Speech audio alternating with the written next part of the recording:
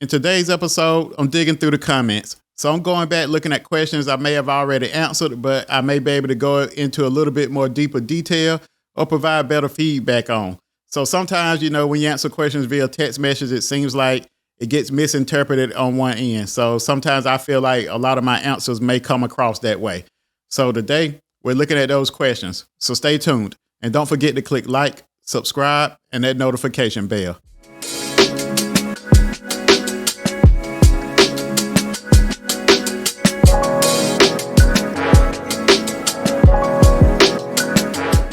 Welcome to Debt Free in IT.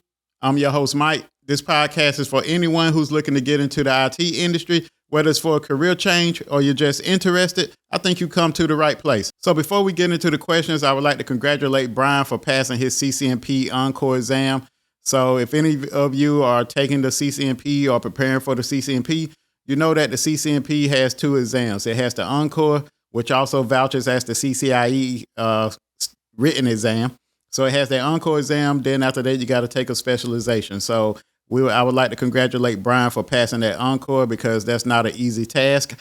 I'm currently studying for it again. I failed about a month ago. There's a video coming on that.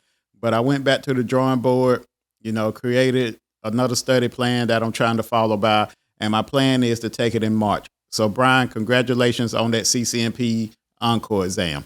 And then also another thing that happened this week is that I hit my 1,000 subscriber mark. So that's thanks to y'all that tune in, that listens, that subscribe, that leave comments, that share with your friends. I appreciate everyone for tuning in. I hope you stick around for the journey. As you may know already, I'm pretty much learning in public. So you may have noticed where in the beginning, my audio was real bad, but now hopefully it's a little bit better now. It's still not the best, but hopefully it's a little bit better now. But, I'm doing this thing on the fly, learning in public. I encourage anyone, if there's something you want to do, go ahead and do it. There's nothing wrong with failing. If you fail, at least you know what happened. At least you know that you did it, and at least you know the outcome. So the thing is, like I said, I like to appreciate everyone that's tuned in thus far. And I hope you continue for the ride. So the first question I have was left as a comment under one of my videos. And they're asking, what is an entry-level job in security that they should be looking for, a risk analyst or incident response? So my take on this is any kind of entry-level roles, usually they're going to have the word analyst, administrator, admin, technician. A lot of those roles are going to be in the second half of the job title. So it's going to be security analyst, security admin, security technician, network technician. A lot of those are going to be that first level of that particular role. So if you're going for security, any kind of admin jobs you see out there pertaining to security, those would work well for you. And then also, don't forget, I harp on this a lot. Don't forget is if you're throwing that resume out there for those particular job roles, and let's say that you don't have no experience at all, and you're throwing that out there, then a lot of times if you're not getting any hits on it or you haven't landed anything from it, a lot of times what I would do is start looking at positions that's a little bit under that, a little bit less responsibility than that in the IT industry. Some of those positions would be something like something along the desktop realm.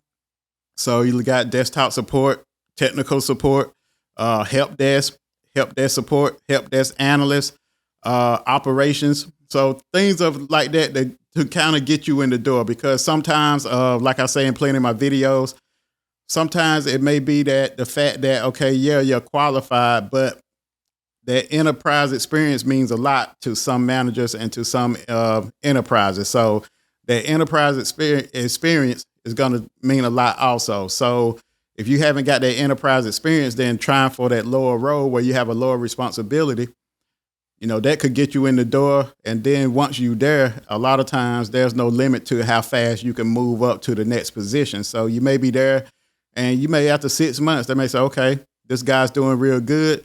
We want to give him a shot at the next level. So you're already qualified for a security role. And then you may move into that security admin or that security analyst position or that technician position.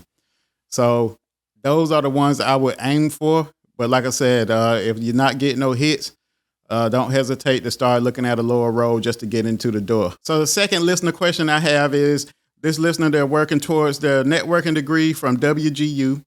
They're getting an A+ at the end of the month, Network Plus by March. And then pretty much with WGU, they get their certs through passing the classes. So with WGU, as you get to the end of a course, pretty much in order to pass that course, if it has a certification, you got to get the certification. So they're getting the certification as they go through their courses. And they wanted to know if they should be studying the CCNA at the same time as they're going to get the Network Plus. So my take on this is going to depend. So like with WGU, they have different kind of tracks. You know, I've looked into them for continuing on and getting my 4-year degree. So they have different tracks. So they have a general kind of networking security track. And then also they have one that's geared towards Cisco. So the thing is, depending on which track, sounds like you may be on the general track. So with the general track, I wouldn't steer off the plan to try to study it for that CCNA at the same time, because that's going to throw you off from your current goal. That's going to throw you off a lot, because that CCNA, I would say roughly 2 to 3 months is needed to study for that. So if you're already on course to go ahead and get that Network Plus along with your degree, I would go ahead and get that degree. Unless you're in the Cisco track, then if you're in the Cisco track, then the CCNA part should be coming up along in that course also. But like I said, that's just my 2 cents.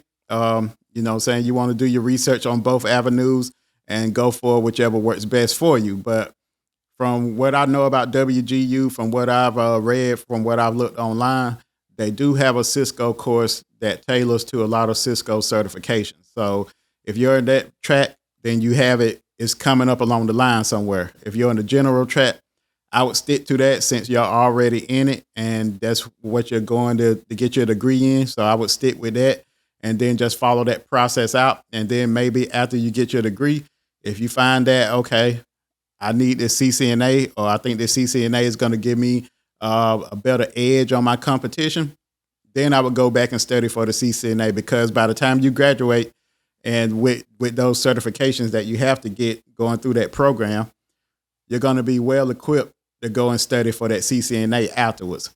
So that's just my 2 cents. Like I said, do your own research also. The third question I have is, this is one that we often kind of go back and forth with in our heads as IT professionals.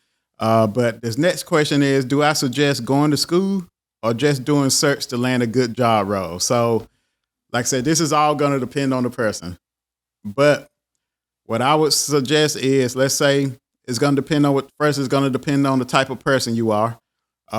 First off, like I would say, if you're a person that, let's say that you need that structure, you need that steady structure, you need those deadlines to be able to go through and accomplish your goals, you need that extra push. If you're that type of person, then I would suggest enrolling in a school. A lot of times I would suggest enrolling in a community college first, you know, just to get a grasp on things. And then once you go through that community college, then you may want to go and advance to a 4-year degree. So I would say if you're that type of person that you need that structure, or let's say you're totally lost and you just need some good starting point, I would say go ahead and sign up for school and go through the curriculum and really, really, really use the school's resources to the best of your ability, because most schools is going to offer a lot of resources for you. So make sure you take advantage of those resources.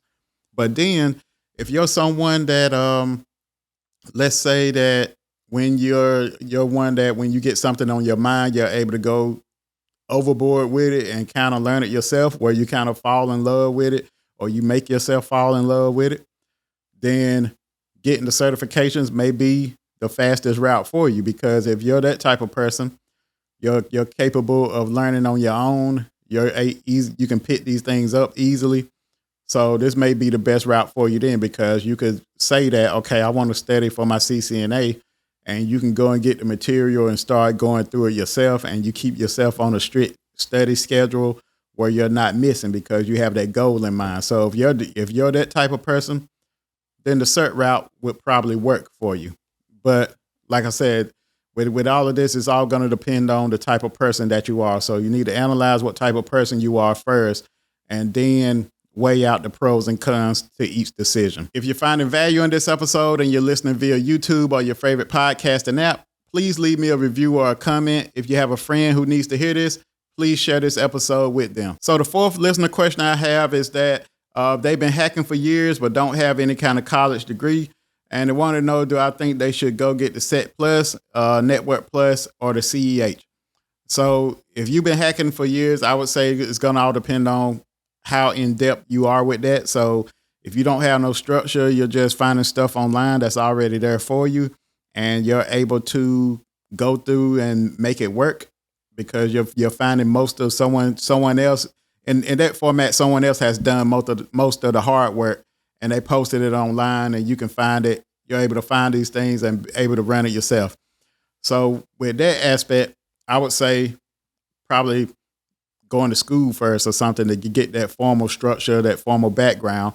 But then also, if you're a little bit more in depth with it, where you're doing a little bit more advanced things, then possibly going for that Security Plus first is not gonna hurt you in any form or fashion. So if it was me in your shoes, and let's say I'm a more advanced person, I'm hacking up some stuff, I would say I would probably try to get some form of structure if I'm looking to get into an enterprise environment. So I would maybe look at the Security Plus first, because that's one that's known everywhere, real popular. A lot of jobs, they look for it, they ask for it. And then once I get that and start feeling my way around the security realm, and seems like you're hacking, so pen testing may be the route to go. So with pen testing, you have Pen Test Plus, you have a lot of other certs. I know the CEH certification is one of the big ones. So once you get in and feel your way around, then that CEH could be something that you start working towards to obtain your goal and achieve wherever you're trying to be at for your destination within the IT industry. Or either, a lot of times, a lot of pen testers, they're able to open up their own businesses and stuff, doing kind of those penetration testings for different companies and different enterprises. So that may be a route also. But like I said, either one of them, I don't think you would go wrong. So it's just going to all depend on you. So the next listener question I have, this listener asks, what's the point of a resume if a lot of people are using LinkedIn more and more? So that's very correct. A lot of people are moving over to LinkedIn, but I wouldn't discredit that old school resume. So one way I utilize it is my resume. A lot of times when I'm applying for jobs online, like Indeed, or if I'm going directly to an employer's website, a lot of times my resume comes in handy. That's where my resume does its thing. But then if I'm in LinkedIn, sometimes you still use your resume on LinkedIn. You know, pretty much your profile is almost like your online resume.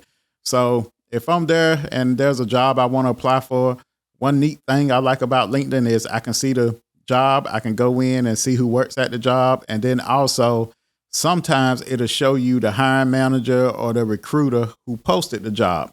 So if I think I'm a good fit for the job, you know, I could add that recruiter as a friend, inbox him, tell him I'm interested. And then maybe he'll say, okay, he'll either look at my profile or either he'll say, hey, can you submit me a resume?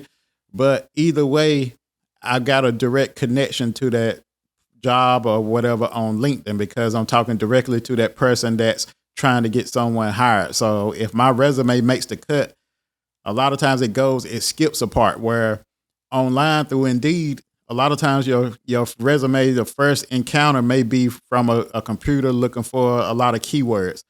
But through this recruiter, my resume gets in front of his face and he's able to look at it for himself and see that, oh, I need a job that's looking for a CCNA certification, and this person has the CCNA certification. So both ways work. I wouldn't say one works more than the other. And also, to be honest, I haven't had a lot of job roles, but the ones I have had, they've been off of my resume, you know, through LinkedIn.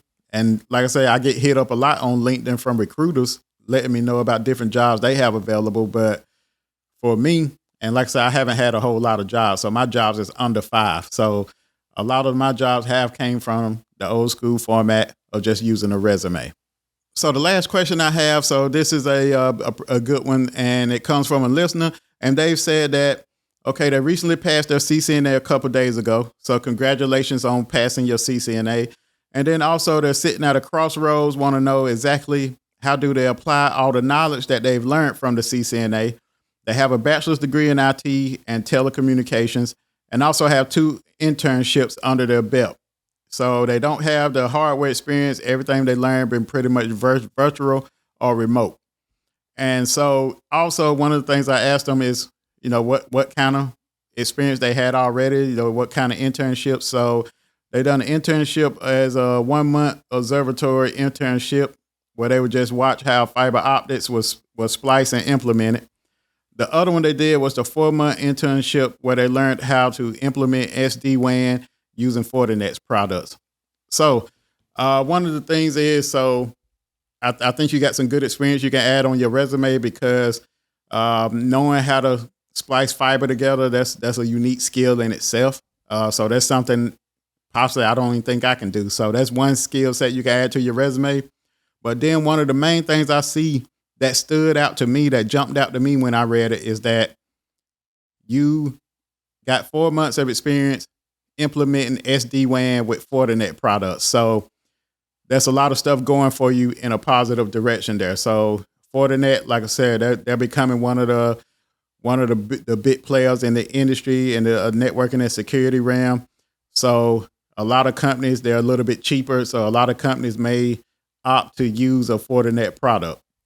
And then also SD-WAN. SD-WAN is real popular because a lot of companies, I think, is going over towards that SD-WAN setup. So knowing how to implement SD-WAN, knowing a little bit about SD-WAN, I think all of that would be a plus for you. So that's something that you can add on your resume. And then after that, start looking for those entry-level roles, such as, like I stated earlier with the first question, first as that network technician, network admin, the things of that nature. And then try to land in at that entry level, then work your way up. So if you're not getting hits off the network entry-level roles, take it a little step lower with the desktop and the help desk.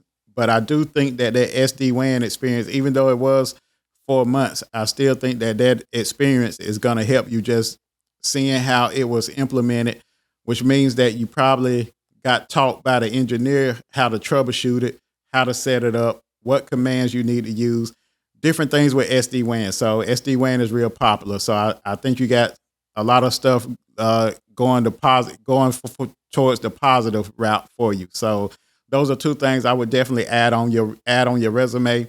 And then along with your 4-year degree already, I think you got a good combination. Maybe if it's one thing you need to work on, not saying that there's anything you need to work on. If there's one thing I would try to probably work towards some sort of certification, but that's really may not be needed. But like I said, it's just something if you have the time to go towards and you're not landing a role, that's something else I could add that would probably be the icing on the cake. So I wish you the best of luck in your job hunting, and let me know how it goes and keep us updated. So that brings us to the end of this episode. Hopefully you found some value in this episode. If you're on YouTube, please like and subscribe. If you're on Instagram, Facebook, or TikTok, you can follow me at Debt Free in IT. If you have any questions, you can email me at debtfreeinit@gmail.com. Other than that, I'll see y'all next week. Peace.